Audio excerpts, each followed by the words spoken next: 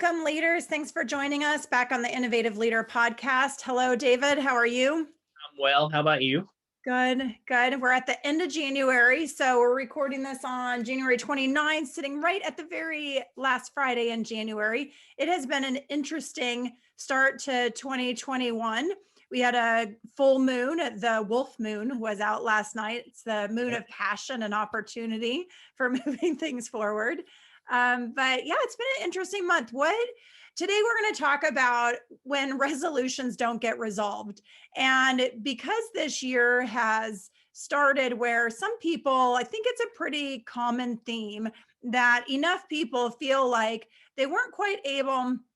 There's always mixed opinions about setting goals and resolutions at the top of the year, but there is enough people who typically set goals who weren't able to set goals, or who set goals and barely got started on them, or got started on them and then derailed or whatever. But bottom line, the volume of goal success for January is a bit lower than normal. Many extenuating circumstances we can talk about in a minute, but we're really talking about, what do you do? Do you just throw it out the window and say, forget it, and let the rest of the year just turn out as it's going to? Do you reset goals? What in the world do you do? So today we're going to dig into that topic about how do you, sitting at the end of the first year of the month, what do you do when those resolutions are not yet resolved and they haven't gotten traction to move forward? What do you do? David, what's your thoughts about this January and why this January feels a little bit different than other Januaries? I think 2020 is kind of the curator of all that. That I think people. Personally, I was hoping that when we flip the calendar to 2021, that things were going to we're going to calm down and be a lot more smooth, and it just didn't happen. There's political unrest. There's still COVID out there, and now we see things like a new strain of COVID sweeping through Africa and other parts of the world, and it's just it. I think that's a huge cause of it. I think that there's just so much uncertainty, and that's just we were hopeful for the end of 2020, and when that didn't happen, it's just like a punch in the gut in so many ways. So I think that's the biggest reason, for it. And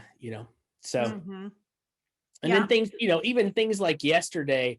Or last couple of days with GameStop. I don't know if you've seen that, with their stock shooting up to $500 because of one app. And you're going, what in the world is going on?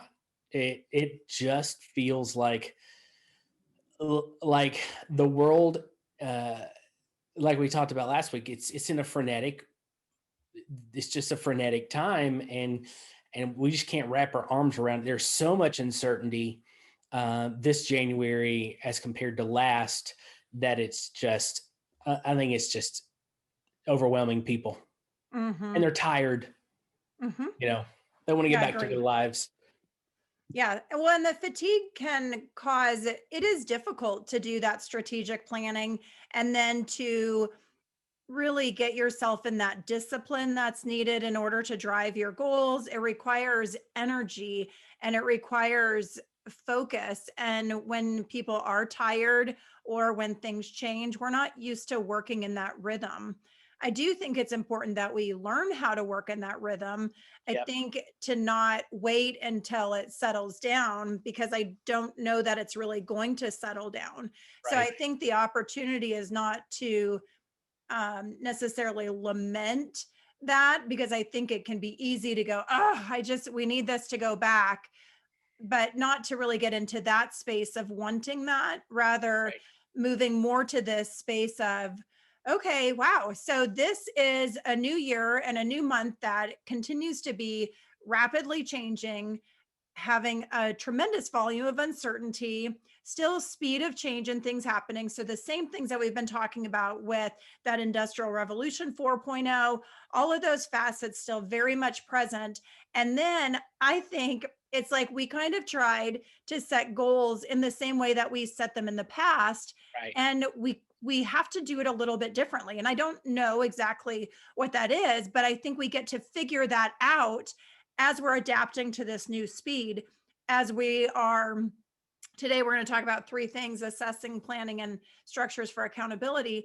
But as we're assessing, okay, what went well? What didn't go well? What did I Right. need to do differently? So we're going to learn how to move at this new speed. But I don't think, not only to your point, we're tired, and so it takes more energy when you're tired to do something, and it takes energy in order to do something, but we're not used to working at this speed and this rhythm, and we're learning how to do it. Yeah, and I think we, like you said, we all have rhythms at the beginning of the year that we focus on, and this year was just so much different that those rhythms were we couldn't get in that rhythm. I mean, I know I couldn't get in that rhythm. It took probably 2 weeks to just kind of start feeling like I'm getting in a rhythm. And there were, other things going on, and for on a personal level, but it's just, I just think we're struggling to, and that's the reason for the SS assessment. We have to figure out what went wrong, what did go well in all of this, and then so that we're prepared for the next time. Hmm. Okay, so let's talk about, what do we assess? So maybe as a leader, you have achieved your goals. Maybe as a leader, you've been trying to set them and it's not even set yet, much less started. Maybe you knocked it out of the park. I actually haven't heard anybody who has knocked their January goals out of the park. My Right. mantra lately has been February 1st is my new January 1st. Yeah. And there's numerous other people in that camp. And even people who I'm not necessarily talking about that, it's not, yay, let's celebrate what we achieved. No, it's kind of like, okay, we're still working on XYZ. So, what do we do to assess? So, one, you were saying, ask the question, what went well? What didn't go well? Right. Exactly. So ask those questions. What what has led me to just to even start?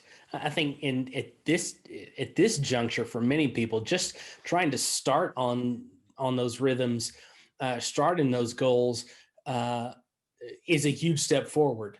And so I think, what has enabled me to start, to find traction, to get motion, and then what has hindered me.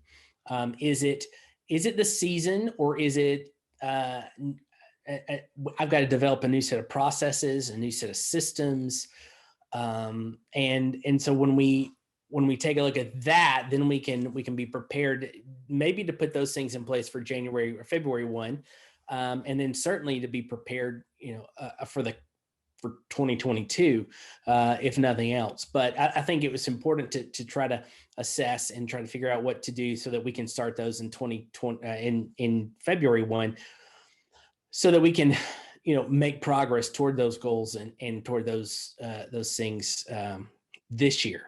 Otherwise, we'll just forget, and it'll be wasted time. For sure. Sometimes there's this temptation to be like, oh, I'm not making traction anyway. We'll just deal with what comes up. But then really you're signing up for a life of reaction, which Yep. is not strategic and doesn't actually move the needle. And it would be really sad to do that in January, when really we're at the top of quarter one. You've got 2 months left of quarter one to Right. make massive traction. We have 3 full quarters left of the year. There is lots of the year left. So it really is a ridiculous thought to think about throwing goals out the window. But sometimes we do that, especially when we think of them as resolutions. Yep. So the question you said, like, what gets in the way? Where am I getting traction? So to me, that kind of pulls into this point about getting a view of where am I at. So when you Yep. look at where I was and you look at where I want to be, and then you look at where you're at in that continuum. And I think it's an interesting thing. You can use it in percents, a 0 to 10 line, but maybe you're 50% of the way to where you wanted to be at the end of the month. Maybe you're 75 or 90 or 20. And I think if you can get a little sense of where you're at, it also helps you to ask those questions better to go, well, what got me 25% of the way? And what kept me from getting 75% of the way? To that question about what's getting in the way, what went well, what went wrong. I do think your point earlier too about rhythms is very important, because sometimes we try to ride the rhythms that we've had in the past because they worked. And Yep. so once something works, we really love it because it worked. And we want it to keep working, even though the season or the energetic frequencies of what's going on, the rhythms, who knows what it is, has changed. And so if our speed has literally changed and the frequency that we're going is actually not matching up, we have to change what we're doing. So in order to assess that rhythm, it may be that you had a morning routine that was really amazing, but it's not quite working. I know for me, I was doing writing, and that used to be my blocks of time was Monday and Wednesday afternoon. That doesn't really work anymore. So I had to rearrange my whole calendar. I really didn't want to, because I love that rhythm, but Yep. it wasn't working. And so really you have to step back and be like, okay, this isn't working. So instead of just keep trying to make it work, you readapt and say, okay, what is going to work? What can I try now? What else do you Exactly. do to adjust rhythms? Um, I think you know, you have to work in the in the most productive part of your day. And so I think you try to match your rhythms to when you are really productive. For me, mornings are huge in that regard. So I try to get the things that I really want done or really need to get done in the morning, and that works for me. But I think you also I think you need to build in optional times, um, simply because the rhythms may not work at this point. So uh, I like to. So when my son goes to bed, that's when I get on social media. When my son goes to bed, that's when I read. When my son goes to bed, that's when I start thinking. A lot of that used to be done in the morning, but I've had to make that adjustment uh, because it's just not working. So I think you have to evaluate those rhythms and then play around with it. You know, the Mhm. Tim Ferriss is an interesting guy. Um, Tim Ferriss Mhm. essentially does. He's a human guinea pig, and he does that to himself. He tries things on himself, evaluates them, and if they don't work, then he tweaks it. I think you've got to be willing and open to experiment in that way, so that you can find that sense of rhythm in that place of productivity and that place um, of good headspace to do the things that you need to do. I think there's experimentation that has to go on, and I think if you're willing to make those adjustments and not be tied down into one space, one location, then that that allows you to adapt and adjust, uncover those new rhythms. Absolutely. And sometimes they're minor tweaks, like where Yep. you're changing when you're working out, or you're changing, or maybe you're just changing what you're doing. I was reading something the other day about the need for greater mindfulness, as we frequently talk about. But it was saying instead of going for doing your fitness or your workout and listening to your audiobook, use that as your mindfulness time to do more of your breathing and connecting Right. in prayer or meditation or whatever that is, right? And so it may be part of that routine, but you're changing where you're not getting enough mindfulness. So where are you putting that in and swapping something out Right. And potentially? it could also be where you do it. Hmm. It's not just what you're doing; it's where you're doing it. Hmm. It could be, I have a thinking chair in my office. It's literally right there. I've re-engaged that after for a couple of years, just doing everything in the living room. But I'm Mhm. re-engaging that chair simply because it helps me with that rhythm. Mhm. So it's not just what, it's where, it's how, those kinds When. of things. And when, yeah, Yep, for sure. Yeah, and I think it goes back to what we've also mentioned before, but Daniel Pink's book, When, talks a lot when, about that same energy rhythm, where I remember a section in that book where he was talking about not actually having meetings after lunch, which was a little counterintuitive because a lot of times we say, have meetings after lunch, everybody's falling asleep, so have something with engagement. But he was right, saying, don't have meetings after lunch because of kind of that sharpness factor and whatnot. But really, we all have a different clock and a different rhythm. So it's noticing your own energy and yep, what energy matches what activity that right, you can do in the morning, afternoon, and night. Yeah. So really, we're assessing what is that goal? Was the goal too big? Was the goal too small? Was I having a goal focused on the right thing too? Sometimes we might ask that question, what's really important? Is it right, important that I'm doing this? Do I have my goal set on what matters and what's moving the needle? Or do I have too many goals and so I can't get to any of them? Or I have it cluttered with too many different types of things. So we kind of have to boil it down. So assessing is really looking at all of that. Then next, step number two, anything else on assessing? yep, Okay, so then number two, we're saying really to plan. So if in the assessment stage, you have realized, I was talking with someone, a client the other day, we were talking about they're not going to hit their sales numbers. And so with their sales numbers, you may go, okay, in order to hit our goals, we've followed up with all our clients. We've done everything possible that we could with this batch of clients that we had. How are we going to hit our goals next month when we fell short this month? Okay, we need more leads. We need more in the front of the pipeline. So right, then this stage planning comes to how are we going to get more leads? Not just assessing as we need more leads. Assessing is what went wrong, why did it go wrong, what needs to be different. Planning is looking at what are we going to do to get different results. And we were listening to Craig Rochelle on Sunday, and he was talking about it was a good sermon on like not trying but training, and that when you just try, the, trying is not trying is not going to move the needle either. You have to train to make it happen. You have to be intentional and right, committed to making it happen, not trying. So a lot of times with goals too, we might be like, well, I'm going to try to make that happen next month. Well, that's kind of ridiculous because inevitably something's going to get in the way, and then the insanity of the same happens again. So how are you training? What are you setting up and doing to make sure that that happens next month? What else do you think about when you're thinking about planning and making goal adjustments? What types of things do you plan, or how do you adjust it? uh, that's a great question. I think um, I think in assessing what you've done and figuring out what has worked and what hasn't, I think um, you begin to work with others to try to try to generate ideas. I think in addition to what you were saying, there's some brainstorming that may need to happen. There's um, some communication. There's some additional research. There's these pieces that have to. How do I build my brand? How do I advertise in this market? How do I move in that space?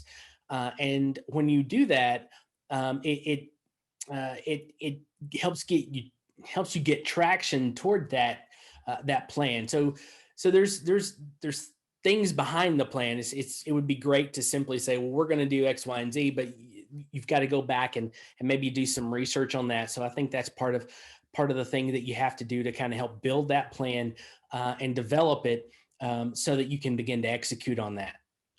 Perfect. Yeah. So getting some more information on something. I think it does also play to the old rhythms of just when will I do what. So if Right. you kind of have those priorities and you're like, what do I need to do in order to achieve this? If I am purchasing property, I'm still finishing my strategic plan. The budget isn't quite where it needs to be. Um, I'm doing reviews, I'm hiring, whatever it is. You're taking these different lists of issues that you have, and you're actually looking at your calendar and you're saying, when am I going to do that? And sometimes we've already done a nice job of blocking out our calendar where we've got our frog time and we've got these different blocks of time for production and big picture and whatnot. But Yep. even in that, you can stop and be like, okay, so which one of these tasks are about the big picture? Okay, so I'm going to focus on that the first week of February. And then the second week in my big picture time, I'm focusing on this big picture item. So sometimes it seems like unnecessary planning at times, but the reality is when we get to that moment of big picture time and then you're like, huh, what should I do?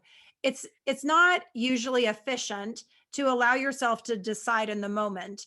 And Right. that when you already have a plan, you're subconsciously working on it, you're preparing for it. So then when you get to that hour and you're like, okay, it's 3 o'clock, it's time for me to work on the big picture stuff, you already are ready to get started because you knew that's what you were going to be doing. Exactly. No, I mean, absolutely right. So you plan to plan. Uh, Right. that's Right. it seems so crazy to even think about, but yeah, you've got to put that time in. You've got to be ready for it. There are things if you're going to start looking at um, buying property, then you've got to be able to you've got to have some of that research done so that you can start looking, you can start preparing, you can start dreaming about those things. So there's actually that time in to get ready, and like you said, once you do that, your mind is starts thinking about it, Mhm. and it thinks about it in the background, and you don't even know necessarily what is going on. When you're asleep, it's thinking about it. If it's in the front of your brain, then oftentimes, I mean, I can't tell you the number of problems I've solved at waking up at 3 o'clock in the morning because my brain had thought about it for a few hours, from the day before, just trying to think of how I'm going to solve this problem. And I wake up at 3 or 4 o'clock and all of a sudden I have an answer. That's because your brain has been working on it in the background. And so you have to do those things, so that when the time comes, when you sit down and uh, start to plan, start to do those things, then you're ready to do it. Mhm. Too often I think we sit down to do what needs to be done to plan, and then we spend half our time planning to plan. So we got to get our pins, we got to get the office right, all those things, instead of being ready to go when the time is right. For sure. And then I think another piece of that too, with as a leader, our planning then impacts our team. Because Yep. I think when we're planning, sometimes you need to deploy resources. Maybe you need to hire a contractor or a freelancer. Maybe you need to hire a service. So by getting that queued up and ready, you are able to activate those things that are running alongside of your work. But then also, I think it's really important to do this with our teams, and Yep. that you're actually talking about it with your coworkers or your partners or whoever that team is that you're working with, where you're saying, here's my goal for the next month. Here's what's really important. This is what we're focusing on. What is your role in that? What is my role in that? What help do you need? What help do I need? What are our agreements? And that kind of tips to the third point about structures and accountabilities, but the planning part is the collective whole coming together to Right. ideate on how is this possible. We didn't hit the goal last month. How are we going to hit it this month? What do we need to do differently? And what are we going to do that allows us to actually be successful this month? What do we need to not do? What do we need to double up on? Whatever that is. But then next, it kind of moves into that third quadrant of structures and accountability. But if we're not talking with our team, these things are the important that never happens. The urgent happens. The Right. important planning often gets swept to the side. Yeah, and when we think about being in a leadership 4.0 culture, we know it's not all about us. Why should we have all the brilliant ideas?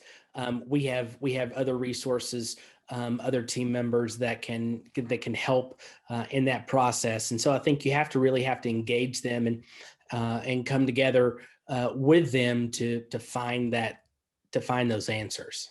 Absolutely. Right. Yeah, exactly. It's very much part of that 4.0 leadership of bringing out the brilliance of others and seeing the perspective of others. What are they seeing? What do they think? And Right. really, we didn't mention it really in that assessing step, but it's critical that they are assessing and planning. So Exactly. we need that along the whole path. All right. So for structures and accountability, what are your thoughts on? We've talked about structures and accountability before. We know accountability can be that bad word that everybody Right. sees as discipline and wants to just avoid it. But how does that play into this? So maybe you set up some structures. What do you do when you feel like you had structures but they didn't work? And then how do you upgrade or assess those? Yeah. So, again, that's part of the whole assessment process. Did did that system hold up to, to the testing or to the implementation? And if not, then you go back. The thing that we tend to do in many cases is to make wholesale changes. Hmm. Instead of in our assessment process, what does one tweak do to that? What if I got up at 5:30 instead of 6 o'clock? Or what if I got up at 5:30 instead of 5? How does that impact the rest of the day? How does that impact how I feel? Does that extra 30 minutes of sleep really provide additional energy for me to be able to knock this piece out? Hmm. I think you start small. My wife is kind of cold natured, and I love her to death. When she turns the heat on, it's all the way. Hmm. And then when she gets hot, she cuts it back a lot. And Hmm. I'm like, well, now that's too cold. So what I try to do is just let's back it off a little bit. Let's back and then until you find that right setting. And again, I think too many people try to swing for the fences in their transitions or their changes, when really a tweak might just do it. So assess it, Hmm. make a small tweak, test it, make a small tweak, test it, get feedback, test it. So I think if we can follow that process, then I think it doesn't become so dramatic that we're like freaking out about it. Because major changes, people get nervous about, especially on our team. All of a sudden, you go from doing A and you start doing Z. That's a whole. I mean, maybe you've processed it, but they've got to process it. So I think if you start small and go from A to maybe D, and not make such a huge swing, that it allows that for them to kind of explore that, understand it, and then you can test it, get the feedback, and if it's D is not enough, then go to E. And Hmm. maybe you move it so far down the line that you just have to abandon everything and start something else. But let's make tweaks instead of wholesale changes. Yeah, that's a great point. And I do tend to be a extreme mover myself. I just feel like you go huge and then you make adjustments back. But yeah, I agree. Tweaking is probably better. Yeah, I think another thing with that too, I like to put more structures in place than necessary. And sometimes people can get a little exhausted with that, where they're like, it's great, I already have a pop-up reminder, that's fine. Well, what if your pop-up reminder didn't work? Now you have no structure. So to me, sometimes not only are we assessing those that we put into place and then making tweaks to that, but we're also saying, okay, what else? And to try to use different platforms. It doesn't mean having a pop-up on your computer and your phone and an email, but that you're trying different ways to create structures or reminders or systems. One that a friend of mine and we've been, you'll laugh, remember years ago when we talked about Evernote. Yeah. So we recommitted to using Evernote, and we wanted to save our book notes in Evernote. And so that way we would put, when we had a great video that we wanted to watch or great book notes, we wanted to use that for Evernote. Well, neither one of us are Evernote proficient. And I have a natural non-intuitive relationship with Evernote. Yeah. And so it is hard. And it doesn't mean we are not giving up on Evernote, but we are developing other systems to run parallel while we are trying to learn Evernote. We're trying to make that our go-to, but we are also using a few other structures because we're not able to nail that because it is not natural. Yeah. And so I think sometimes you have to almost create several systems, like throwing spaghetti on the wall. We're not really sure which noodle's going to stick. So, in the process of these goals are important, the goal isn't noodles on the wall. The goal is really important. The structures and the activities that we're doing to make sure those goals happen, that's the noodles on the wall because we're not sure which is going to give us traction and which isn't. So, we have to over try, over commit to activities and structures in order to get the results. And if you shoot and fly past your goals, great, dial it back. If you're like 50% by the 15th, awesome. Let's take that temperature knob and come back just a little bit. But in general, we often undershoot with our goals. We have under the amount of activity needed to get there, and we have under the time and the structures needed to hold us accountable. And then you get to the end of the month and you're like, shoot, we're not quite there. Yeah. So it's this hard press to go, okay, what are we doing different next month? Yeah, no, I think I would agree with that. I think you can put multiple structures in place, and then when you find the one that really fits your rhythm and find the one that really fits your skill set, then you can start removing the scaffolding. In some ways, it's kind of like over engineering a structure. So you put more in place, and then you can start scaling back when you find the pieces that really work. And so, yeah, that's a great idea. I tend not to do that, but that's part of that's personality, part of Right. that's just how you're wired. And so you do you, I guess, but that's part of the experimentation process, right? That's Totally. it's part of kind of being a guinea pig for yourself. Figure out what works for you. And that will take some time. Yeah. It might take you another couple of weeks to kind of figure that out, but when you figure it out, then you've got something that you can work in rhythm with and in timing with. So Yeah, I also think absolutely. you need to tell other people.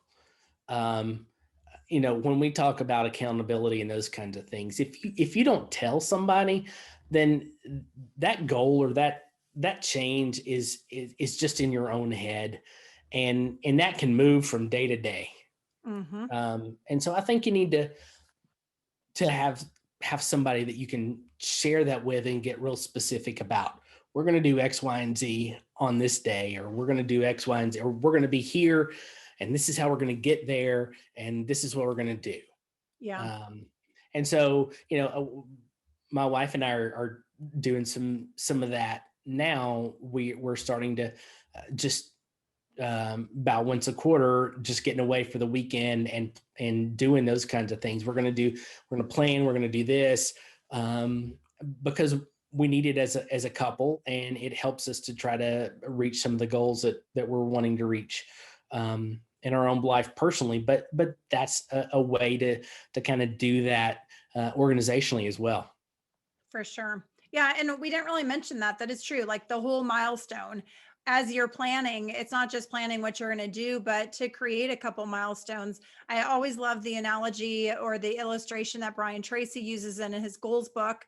And that analogy is about, and this isn't perfect because it's been years since I read that, but essentially it's a group of people who are trying to cross a desert somewhere in the Middle East.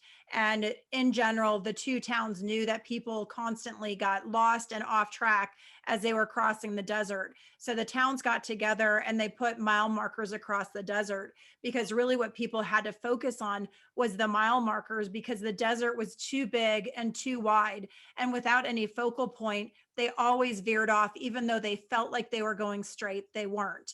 And then they would end up getting lost. So when they put these mile markers across, it gave them a short-term focal point so that they could aim for the focal point, knowing that these dots connected them to where they needed to go.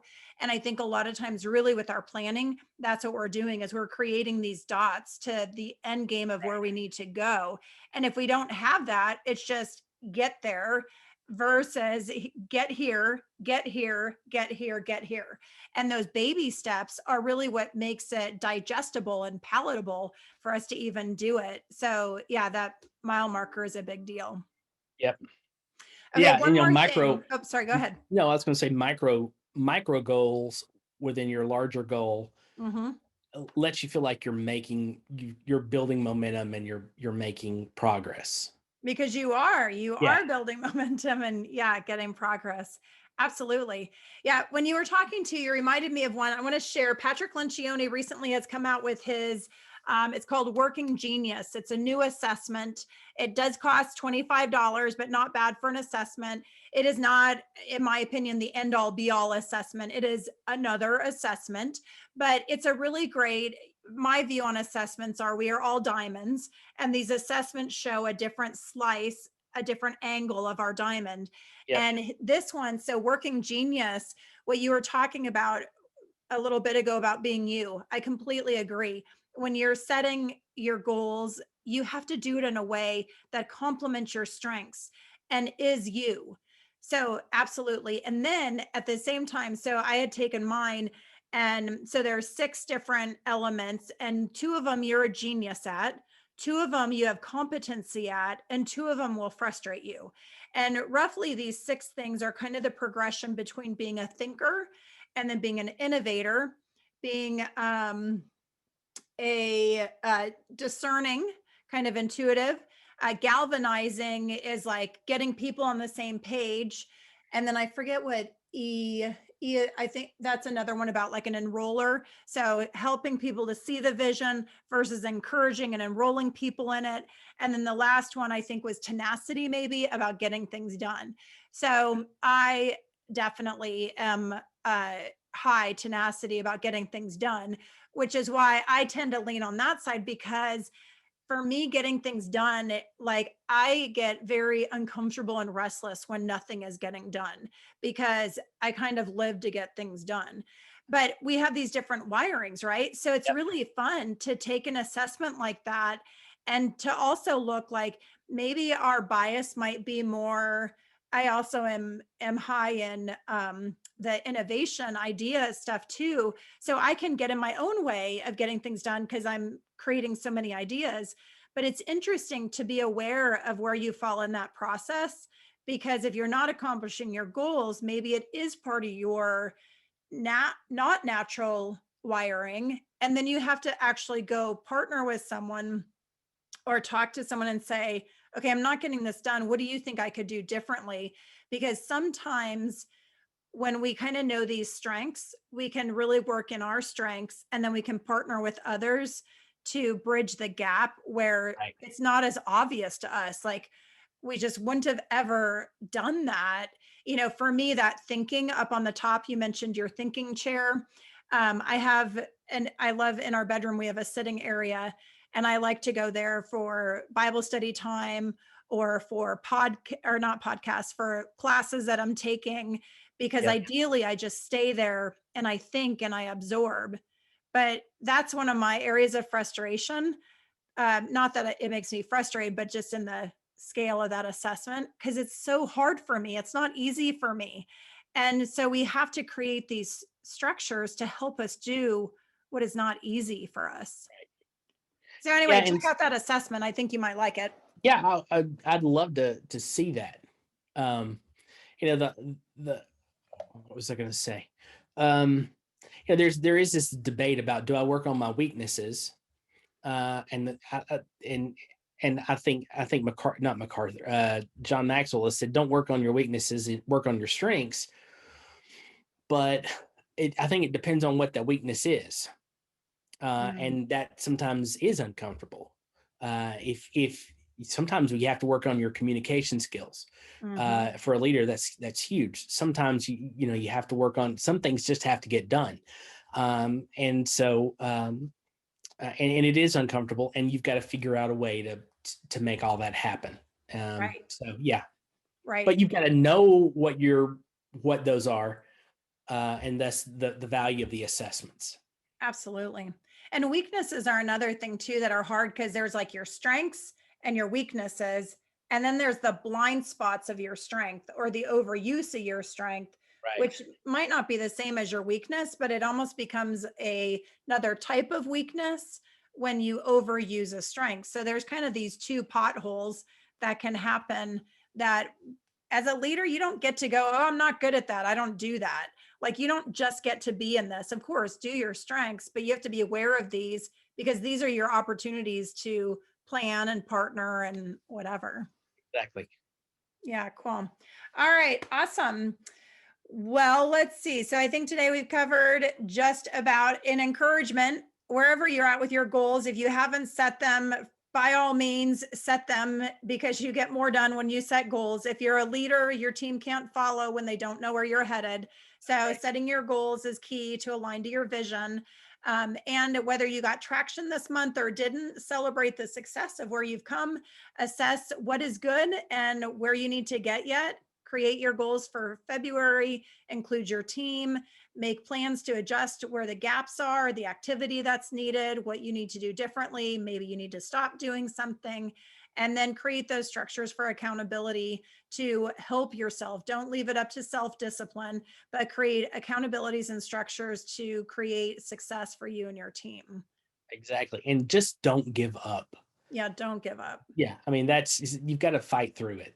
Don't give up on those goals and plans because, um,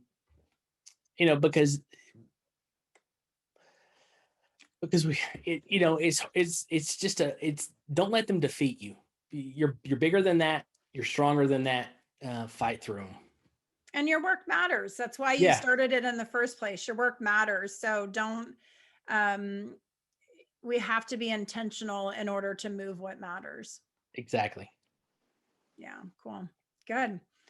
All right. Well, leaders, thanks for joining us. And if you can put comments, maybe you have some thoughts about things that you do, tips or tricks that help you to assess or plan or have accountabilities that we didn't mention, but you thought of or you thought we were going to say and we didn't say.